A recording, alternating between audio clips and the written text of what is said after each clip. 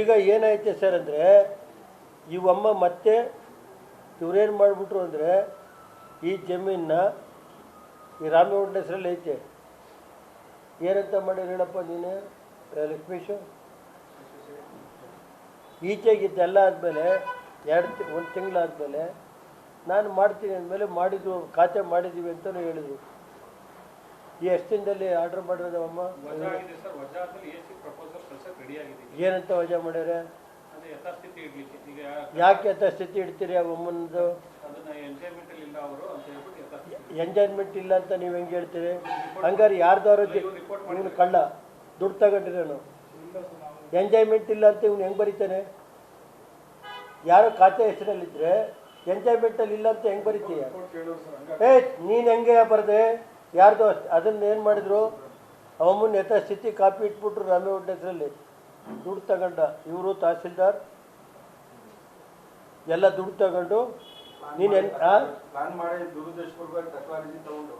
ತಕರಾರು ತಗೊಂಡು ಯಾವ ಮಟ್ಟಕ್ಕೆ ಸುಲಿಗೆ ಮಾಡ್ತಾ ಇದ್ದಾರೆ, ಜನರ ಯಾವ ಮಟ್ಟಕ್ಕೆ ತಿರುಗಿಸ್ತಾವ್ರೆ. ಕೃಷ್ಣ ಬೈರೇಗೌಡ್ರೆ, ನಿಮ್ಮಂಥ ಪ್ರಾಮಾಣಿಕರ ಬಗ್ಗೆ ನಾನು ನಿಮ್ಮ ಬಗ್ಗೆ ಕ್ವಶನ್ ಮಾಡಲ್ಲ. ನಾನು ಡಿ ಸಿ ಅವ್ರ ಬಗ್ಗೆನೂ ಕ್ವಶನ್ ಮಾಡ್ತಾ ಇಲ್ಲ. ಇಂಥ ಕಳ್ಳರನ್ನ ಇಟ್ಕೊಂಡಿದ್ರಲ್ರಿ, ಬರಲಿ ಕೃಷ್ಣ ಬೈರೇಗೌಡರು ಕರೆಸ್ತೀನಿ, ಅವಮ್ಮನ್ನು ತಂದು ನಿಡಿಸ್ತೀನಿ. ಅಲ್ಲೇ ಮನೆ ಕೆತ್ತೀನಿ ತಾಲೂಕು ಆಫೀಸ್ ಹತ್ರ. ಅವತ್ತು ಪೊಲೀಸ್ ಕಂಪ್ಲೇಂಟ್ ಕೊಟ್ಟಿರೋದು ಇದೆ. ಅದಾದ ಎಷ್ಟು ದಿನದ ಮೇಲಪ್ಪ ಇವರು ತಕರಾರು ತಗೊಂಡು ಏನಕ್ಕೆ ನಾನು ಹೇಳೋದು? ಅದಾದಮೇಲೆ ಎಷ್ಟು ದಿನದ ಮೇಲೆ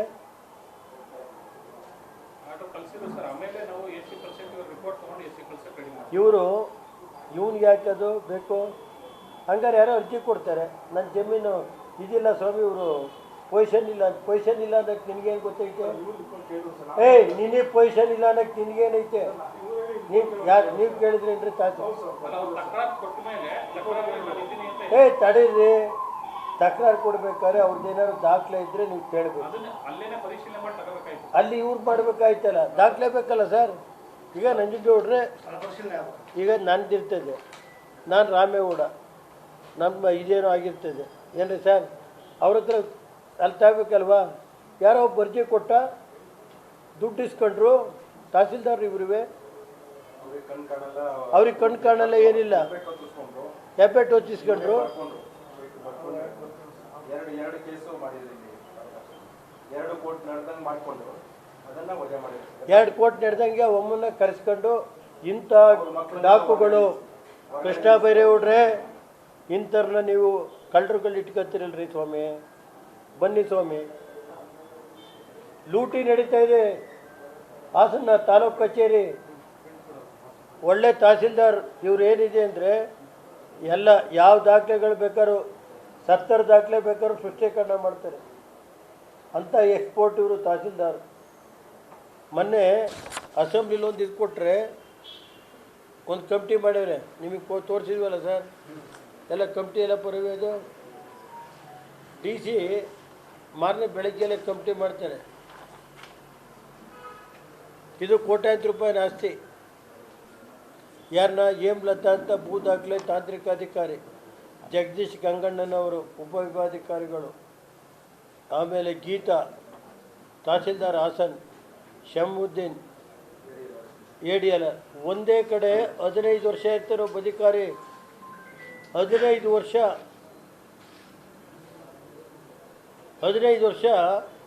ವಿಲೇಜ್ ಅಕೌಂಟೆಂಟ್ ಒಂದೇ ಕಡೆ. ಅವನು ಎಷ್ಟು ಎಕರೆ ಅಪ್ಪ? ಅದು 25 ಎಕರೆ ಜಾಗ. ಹಾಸನ ಸುತ್ತಮುತ್ತ ಈ ಜಾಗನ ಇದು ಮಾಡೋಕ್ಕೆ ಬರುತ್ತಪ್ಪ. ಇದು ಎಷ್ಟು ಕಿಲೋಮೀಟ್ರ್ ಐತ್ರಿ ಇದು? ಡಿ ಸಿ ಆರ್ಡ್ರ್ ಮಾಡ್ತಾರೆ. ಇವತ್ತುವರೆಗೆ ಏನಾಗಿದೆ ರೀ? ಎಷ್ಟು ದಿನ ಆಯ್ತು ರೀ ಆರ್ಡ್ರ್ ಮಾಡಿ? ಎಷ್ಟನೇ ತಾರೀಕಪ್ಪ ಇದು? ಅಲ್ಲ, ಡಿ ಸಿ ಯಾವತ್ತ ಆರ್ಡ್ರು? 28/1/26. 27/1 ಪ್ರಶ್ನೆ ಹಾಕಿದ್ವಿ. ಇವರು 29/1/26ಕ್ಕೆ ಡಿ ಸಿಯಿಂದ ಆರ್ಡ್ರ್ ಮಾಡ್ತಾರೆ. ಕಮಿಟಿ ಮಾಡಿ ಒಂದು ಕಮಿಟಿ ಮಾಡಿ ಇವತ್ತು ಎಷ್ಟು ದಿನ ಆಯ್ತು ಇವತ್ತು?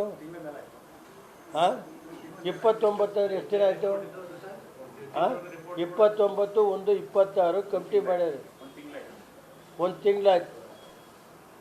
ಇವತ್ತುವರೆಗೆ ಒಂದು ಮೀಟಿಂಗ್ ಮಾಡ್ಯಾರ ಸರ್.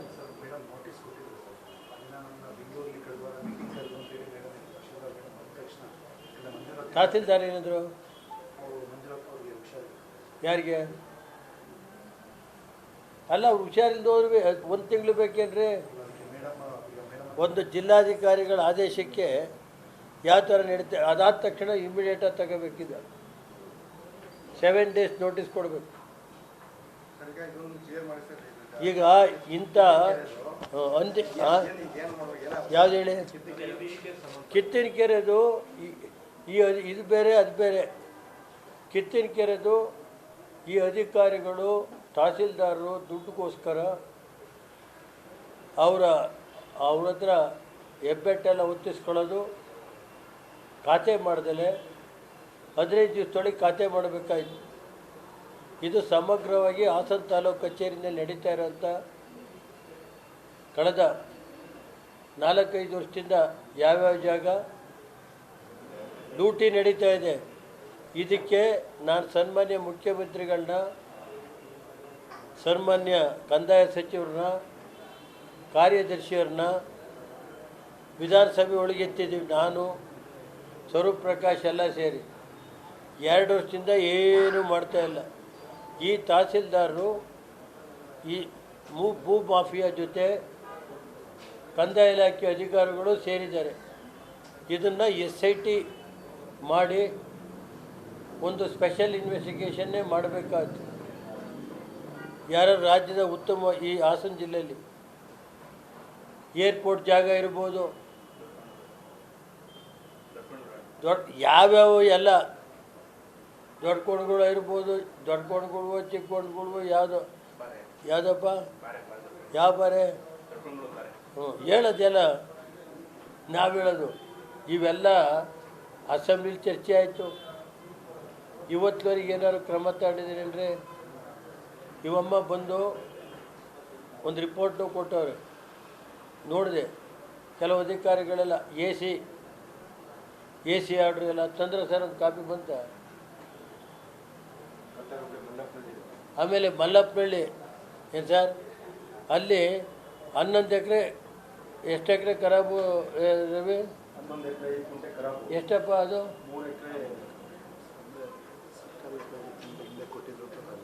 ಹ್ಞೂ, ಇದು ಕಮಿಷನರಿಗೆ ಕಳಿಸಿ ಅವರು ADLR ಇದು ಬೋಗಸ್ ಮಾಡೇನಿ ಅಂತ ADLRನ ಮೇಲೆ ಒಂದು ರಿಪೋರ್ಟ್ ಕೊಟ್ಟು ಸರ್ಕಾರದಲ್ಲಿದೆ.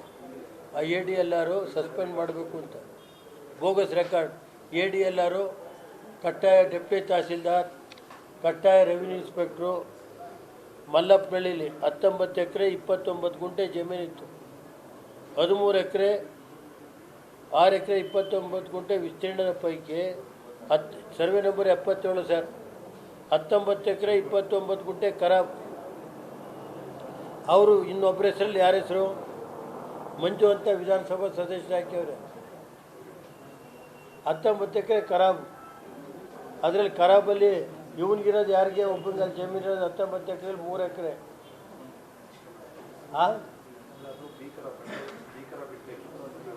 ಮಾಡೋಕ್ಕೆ ಬರುತ್ತಾ? ಬಿ ಖರಾಬ್ ಮಾಡೋಕ್ಕೆ ಬರಲ್ಲ.